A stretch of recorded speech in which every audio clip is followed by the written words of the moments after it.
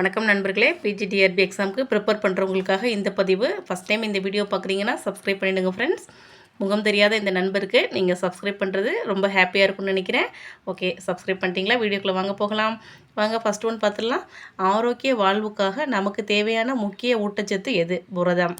Second one பாருங்கள், சூரியனில் இருந்து நேரடியாக கிடைக்கும் ஆற்றல் மூலமாக இருப்பது எது? சோலார் சக்தி. தேர்ட் ஒன் பாருங்கள், டார்வின் தனது வளர்ச்சி கோட்பாட்டை எதில் அடிப்படையாக அமைத்தார்? இயற்கை தேர்வு. ஃபோர்த் ஒன், பின்வருவனவற்றில் எது ஒரு தொற்று நோயாகும்? தொண்டை நோய். ஃபிஃப்த் ஒன் பாருங்கள், சுத்தமான குடிநீர் பெற சிறந்த முறை எது? காய்ச்சி குடித்தல். சிக்ஸ்த் ஒன், சுற்றுச்சூழலை பாதுகாப்பில் பின்வருவனவற்றில் எது சிறந்த நடைமுறைன்னு கேட்குறாங்க. மரக்கன்று நடுதல். செவன்த் ஒன், மனித உடலில் உள்ள நரம்பியல் மையம் எது? மூளை. எய்த் ஒன், பின்வருவனவற்றில் எது ஒரு பசுமை காசு வாயு ஆகும்? Carbon di oxide. Ninth one பாருங்கள், உயிரினங்களில் சக்தி உற்பத்தி நடைபெறும் அங்கம் எது? மைட்ரோகாண்ட்ரியா. டென்த் ஒன், மனிதர்களில் நோய் எதிர்ப்பு சக்தியை அதிகரிக்க உதவும் விட்டமின் எதுன்னு கேட்குறாங்க? Vitamin C. 11th ஒன், நோய் கிருமிகள் உடலில் நுழையும் இடங்களை என்ன கூறுகிறோம்? நுழைவு வாயில்கள்.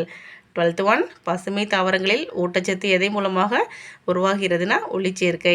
13, பின்வருவனவற்றில் எது வைரஸ் மூலம் பரவுகிறது? குடல் காய்ச்சல். 14 பாருங்கள், மனித உடலில் நோய் எதிர்ப்பு மண்டலத்தின் முக்கிய பகுதி எது? எலும்பு சதை. 15, பசுமை வீட்டு தோட்டங்களில் அதிக பயன்படுத்தப்படும் உரம் எது? பசுமை உரம். பின்வருவனவற்றில் எது பசுமை சூழ்நிலைக்கு ஆபத்தானது? பிளாஸ்டிக் எரிப்பு. 17, அமிலம் மற்றும் காரம் சேரும்போது என்ன ஏற்படுகிறது? நீர் மற்றும் உப்பு.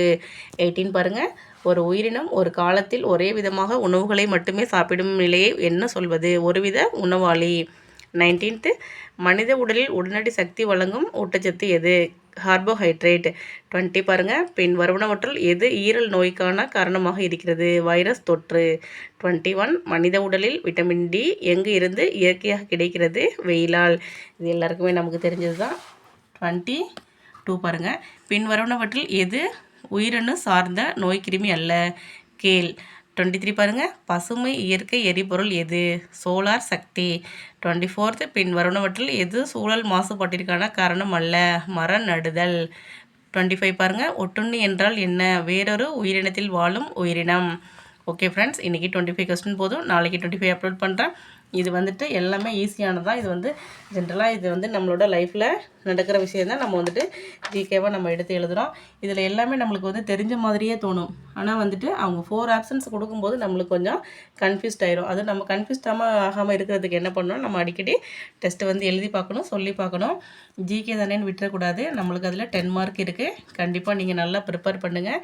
ப்ரிப்பேர் பண்ணிவிட்டு எழுதி பாருங்கள், சொல்லி பாருங்கள். நம்ம எப்படி படிக்கணுன்ற ஒரு வீடியோ நான் போட்டிருக்கேன். டைம் செட்டில் பண்ணி டைம் டேபிள் போட்டு படிங்க. அதுபடி நீங்கள் படிச்சிங்கன்னா கண்டிப்பாக சக்ஸஸ் ஆகிறதுக்கு 100% வாய்ப்பு இருக்குது. ஃபாலோ பண்ணுங்கள் ஃப்ரெண்ட்ஸ். எவ்ரிடே படிங்க. கம்மியான நாட்கள் தான் நம்மளுக்கு இருக்குது. அதுக்குள்ளே நம்ம படித்து சக்ஸஸ் ஆகணும். ஜிகே 10 மார்க்கு, சைக்காலஜி 30 மார்க் வருது இல்லையா? அது மாதிரி தமிழ் எலிஜிபிலிட்டி டெஸ்ட்டு எல்லாத்துக்குமே நம்ம வந்து வீடியோ அப்லோட் பண்ணுறோம். எல்லாமே நீங்கள் வாட்ச் பண்ணுங்கள் ஃப்ரெண்ட்ஸ். இந்த முகம் தெரியாத நண்பருக்காக சப்ஸ்கிரைப் பண்ணிட்டு போங்க ஃப்ரெண்ட்ஸ். தேங்க்யூ ஃபார் வாட்சிங்.